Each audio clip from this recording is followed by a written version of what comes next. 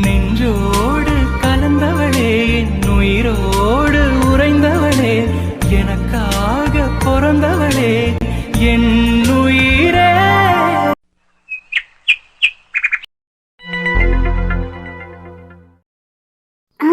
ரொம்ப நேரம் தூங்கிட்டோமோ?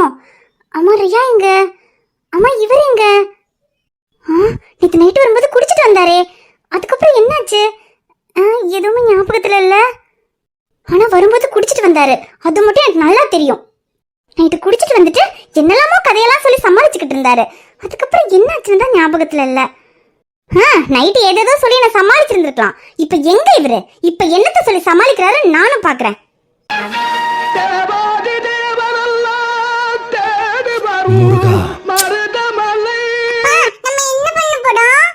ரியா குட்டி, நம்ம இப்போ பூஜை பண்ண போறோம். பூஜைன்னா சாமி கும்பிட போறோம்.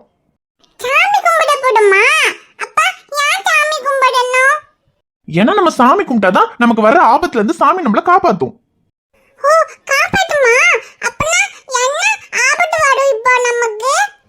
அது இன்னும் கொஞ்ச நேரத்துல எந்திரிச்சு வரும், அது வரும்போது பாரு.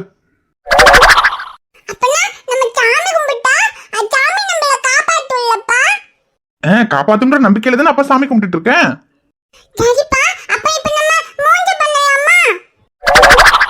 ஐயோ ரியா, அது மூஞ்சி இல்ல, பூஞ்சை. பூஜை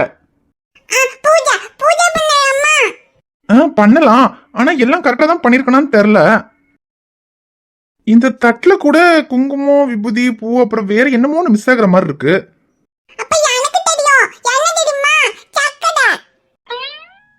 சக்கரையா?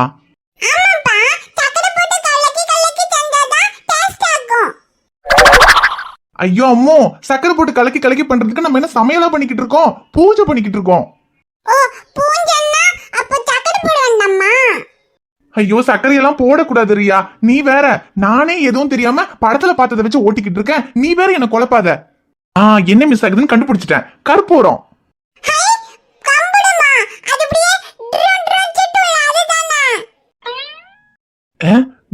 சுத்துமா? ஐயோ ரியா, அது பம்பரம். நான் சொல்றது கற்பூரம்.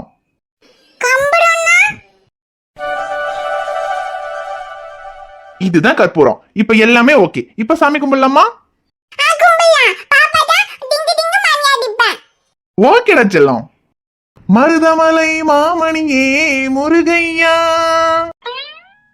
தேவரின் குலம் காக்கும் வேலையா, ஐயா மருதமலை மாமணியே முருகையா.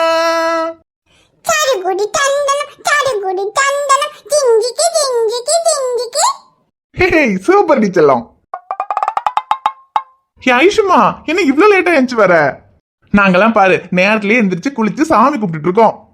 போ போ போ, நீயும் சீக்கிரமா போய் குளிச்சுட்டு வா, சாமி கும்பிடலாம்.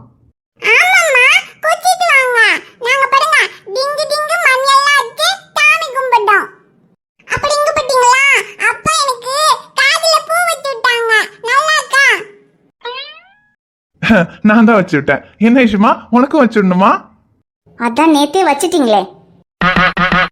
என்ன சமையல் பண்ணிட்டு இருக்கீங்க? பார்த்தா தெரியல, பூஜை பண்ணிக்கிட்டு இருக்கேன். ஐயோ இவ வேற. நீங்க பூஜை பண்றீங்க? ஆமா பூஜை தான் பண்றேன்.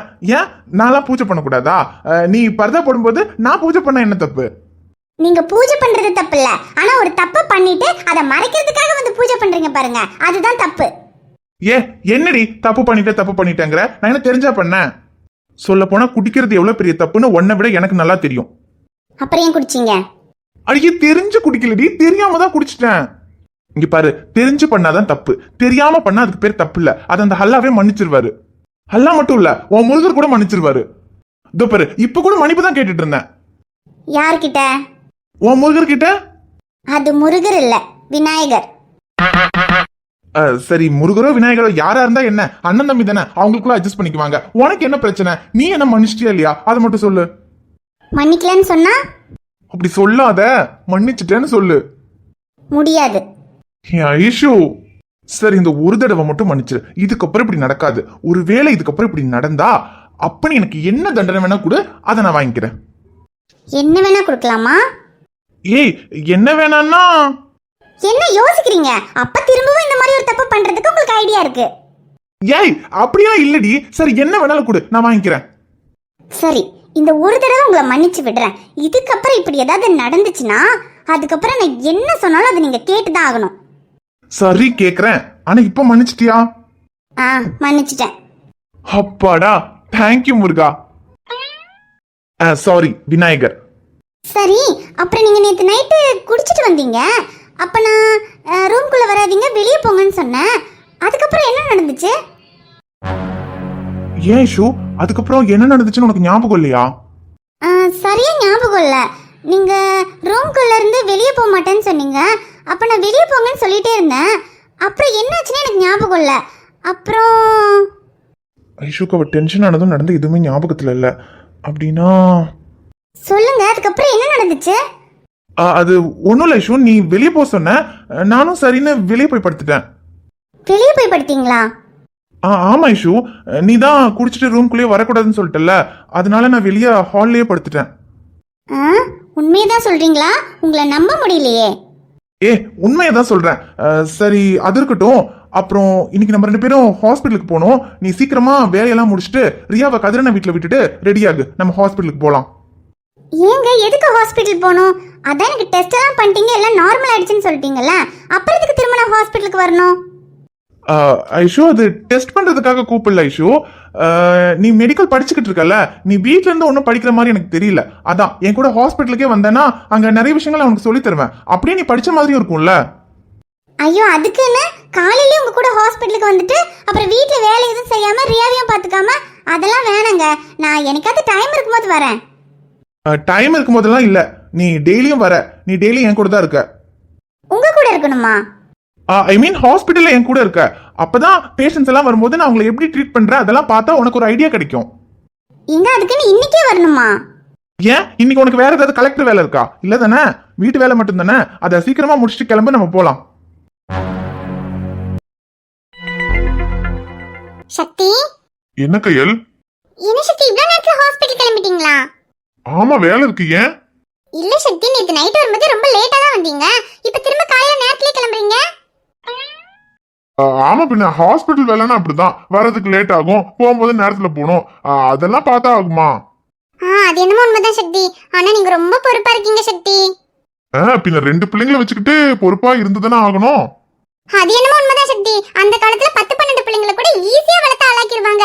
ஆனா இந்த காலத்துல 2 பிள்ளைங்களை வளர்த்து ஆளாக்குறதுக்கே போதும் ஆகுது. ஏன் அந்த காலமும் இந்த காலமும் ஒன்னா? அந்த காலத்துல பிள்ளைங்களுக்கு சோறு மட்டும் போட்டா போதும். இந்த காலத்துல பிள்ளைங்களுக்கு பொம்மை, ட்ரெஸ், பேக், ஷூன்னு வாங்குறதுக்குள்ளேயே பேங்க்ல லோன் போடணும் போல. அப்புறம் ஸ்கூல் ஃபீஸ் எல்லாம் கட்டணும்னா சொத்தை வித்தாலும் பத்த மாட்டேங்குது. ஐயோ உண்மைதான் சக்தி. இந்த காலத்துல 2 பிள்ளைங்களை வளர்க்கணும்னா 2 பேரும் வேலைக்கு போகணும் போல. அதுக்குதான் நான் வேலைக்கு போறேன், நீயும் அந்த மிஷினை வச்சுட்டு என்ன தச்சுக்கிட்டு இருக்கியே. பண்ற வரைக்கும் பண்ணு, அப்படியே ஓட்டுவோம். சரி சக்தி, அப்புறம் நான் கேட்கணும்னு நினைச்சேன். எப்பவுமே ஹாஸ்பிடல்ல இருந்து நேரத்துல வந்துருவீங்க, நேத்து சக்தி அவ்வளவு லேட் ஆயிடுச்சு? ஐயோ மறந்துருப்பான்னு பார்த்தா கரெக்டா கேக்குறா. சொல்லுங்க சக்தி, நேத்து அவ்வளவு லேட் ஆயிடுச்சு? ஏதாவது முக்கியமான கேஸ் இருந்துச்சா? கேஸ் இல்ல, கிளாஸ். சொல்லுங்க சக்தி. ஆமா கையல், முக்கியமான கேஸ், எமர்ஜென்சி கேஸ், ரொம்ப சீரியஸான கேஸ். எப்படி ஷமீர் தனியா விட்டுட்டு வர முடியும்? அதான் அவனுக்கு கூட மாட இருந்து ஹெல்ப் பண்ணிட்டு வந்தேன்.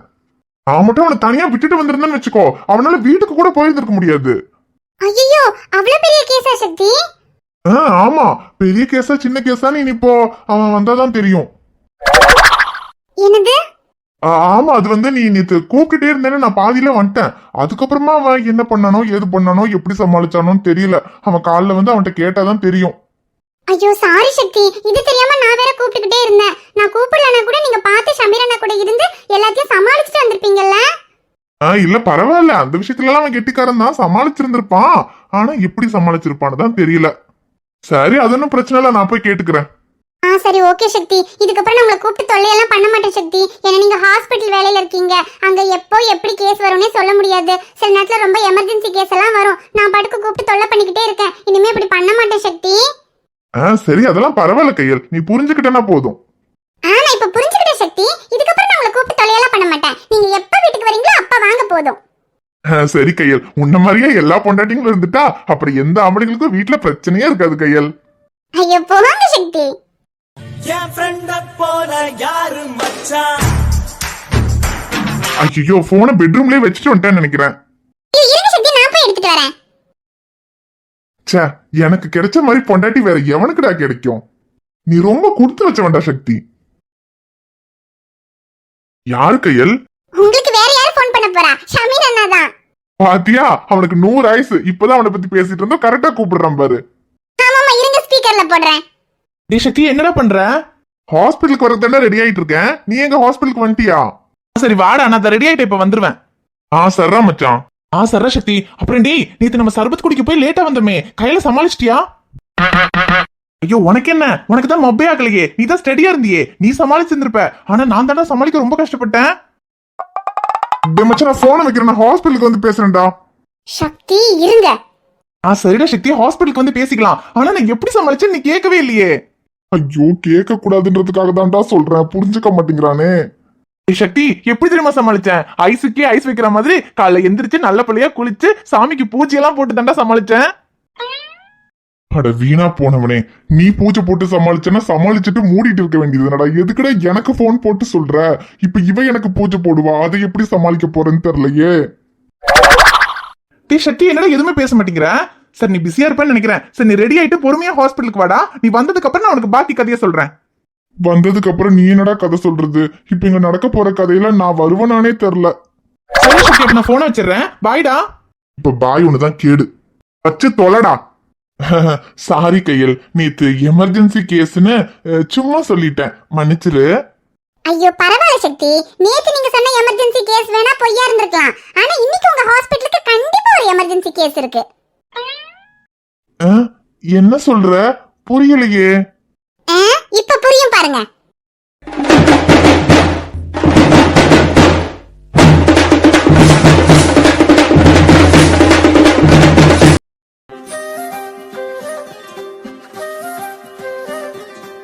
என்ன இவ்வளவு காணோம்?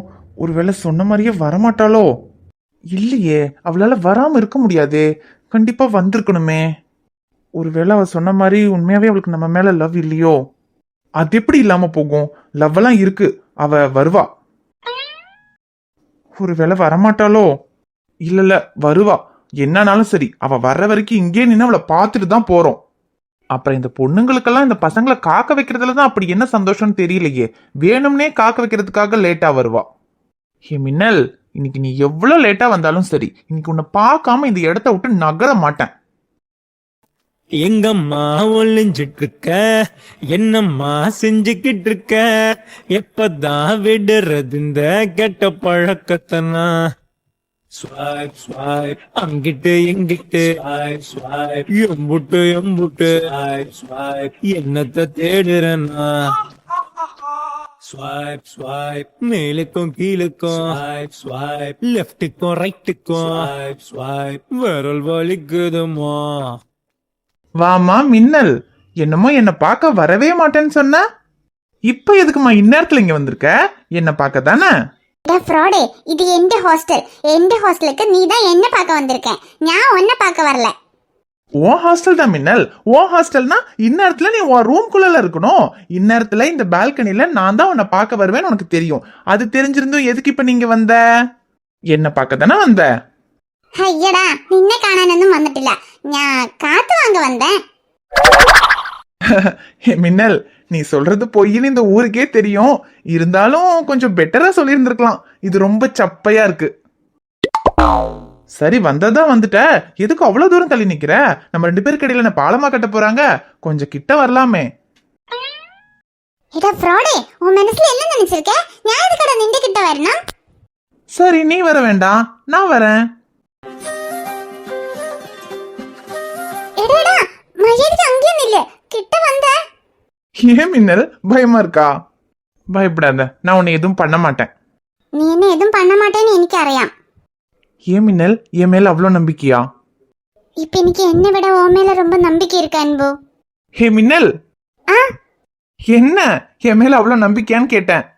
ஐயடா, உன் மேல நம்பிக்கையெல்லாம் ஒன்றும் இல்ல.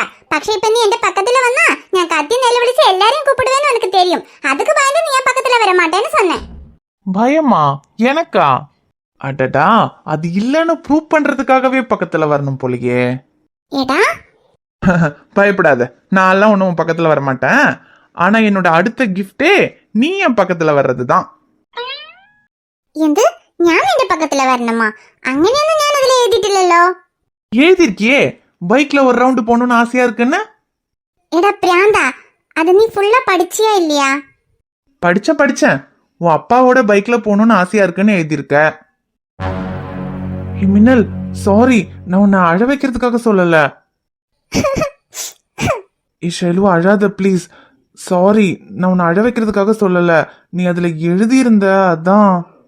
അതെ, சின்ன வயசுல என் அப்பா கிட்ட ஒரு ஸ்கூட்டர் இருக்கும். அந்த ஸ்கூட்டர்ல என்ன முன்னால உட்கார வச்சு அப்பா தான் என்ன தினமும் ஸ்கூல்ல கொண்டு விடும். அப்பாவோட ஸ்கூட்டர்ல போகணுங்கிறதுக்காகவே நான் தினமும் நேரத்துல எந்திரிச்சு ஸ்கூலுக்கெல்லாம் ரெடி ஆயிடுவேன்.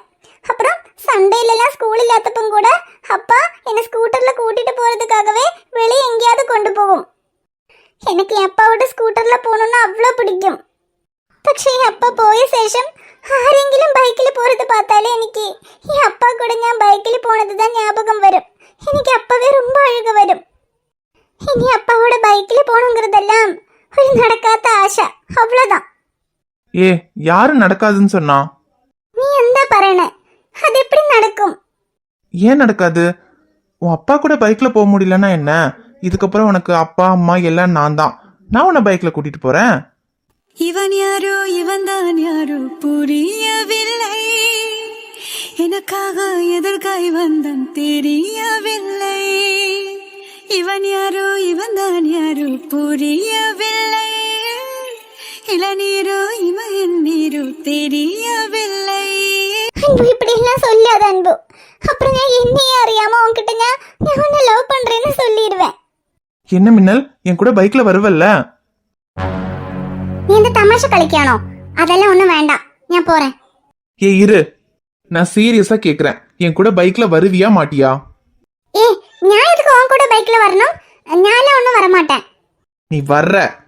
வரமாட்டேன்னு சொல்றேன்ல. நீ எப்படி வராம இருக்கன்னு பாக்குறேன். பைக்ல போகணுங்கிறது அந்த டைரியில நீ இருக்கிற ஆசையில ஒண்ணுதான். அப்படி பார்த்தா அதுல இருக்கிற எல்லாத்தையுமே நான் உனக்கு கொடுப்பேன்னு சொல்லியிருக்கேன். இப்ப நீ பைக்ல வந்தாதான் அந்த ஆசையை நான் உனக்கு கொடுத்த மாதிரி. அப்படி பார்த்தா நீ என் கூட பைக்ல வந்துதான் ஆகணும். நான் வரலைனா? வரலன்னா நீ வர்ற வரைக்கும் அடுத்த கிஃப்ட் நான் தரவும் மாட்டேன். உன் டைரி உனக்கு கிடைக்கவும் கிடைக்காது. என்ன மின்னல், இப்ப வருவல்ல? கேட்டா ஃப்ராடே. ஐ லவ் யூ மின்னல்.